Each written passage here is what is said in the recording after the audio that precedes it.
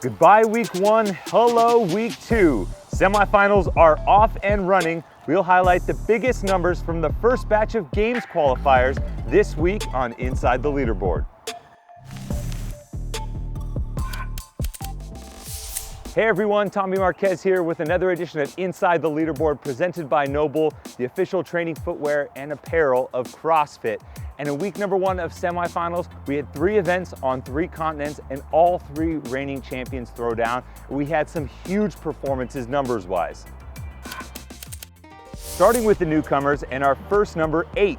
A total of 8 athletes qualified for their rookie individual appearance at the CrossFit Games this weekend, which is impressive because 0 came from the Torian Pro. Last year, 20 total rookies made the games, and after week number 1, we're on pace for roughly 24 or 25 this season.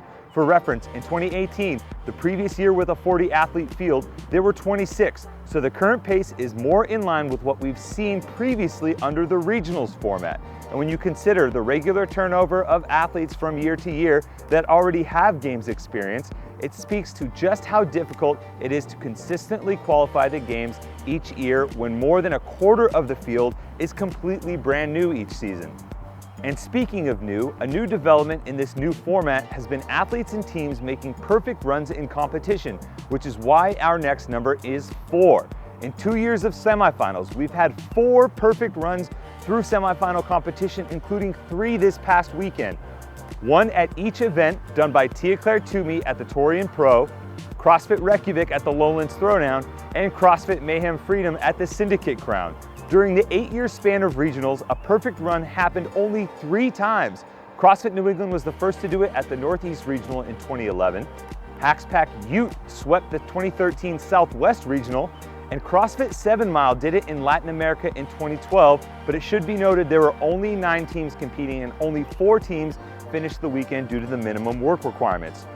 Technically, twice it happened in 2011 with Cape CrossFit and CrossFit Asia, but they were the only ones competing, so it doesn't really count. In the case of Haxpack in New England, they went on to win the Affiliate Cup that year, and considering that the Affiliate Cup right now is behind me here at Mayhem inside that building, I'd say there's a good chance that that trend continues this season. And finally, our last number today, it has to be 80, because that was the point spread between Will Moorad and James Sprague heading into the final event at the Syndicate Crown. And ultimately, Moorad made up 81 points in that final event to beat out Sprague by just 1 point for the 5th and final spot. Sprague was in 3rd overall, and the gap between Moorad and 5th place Tudor Magda was 59 points. But either way, it's the single largest event comeback in CrossFit Games qualifying history, and it's definitely worth a closer look. So let's hit depth on that number and walk through the timeline of just exactly how Will Moorad made history this past weekend at the Syndicate Crown.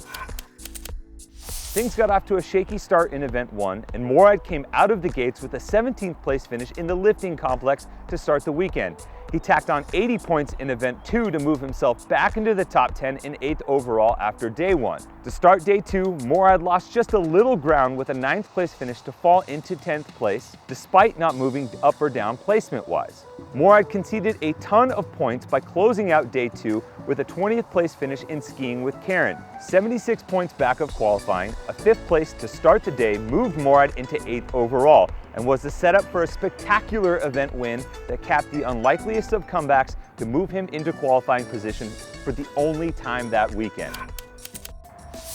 But in the end, all that mattered was that Will Moorad was in a qualifying spot when the dust settled at the end of day 3, and for him, it means a 3rd CrossFit Games appearance in the last 4 years, and it proved to us in this semifinals format, no lead is safe.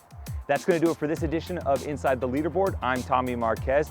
Week 2 of semifinals is on the horizon. If you're looking for something to watch in the lead up, 4 episodes of Miles to Madison are out now. You can catch those on the CrossFit Games YouTube or at the Games website. If you want to catch all of the action in week 2 going from the Mid-Atlantic CrossFit Challenge here in Tennessee or the Fittest in Cape Town down in Cape Town, South Africa, you can catch the live stream at games.crossfit.com.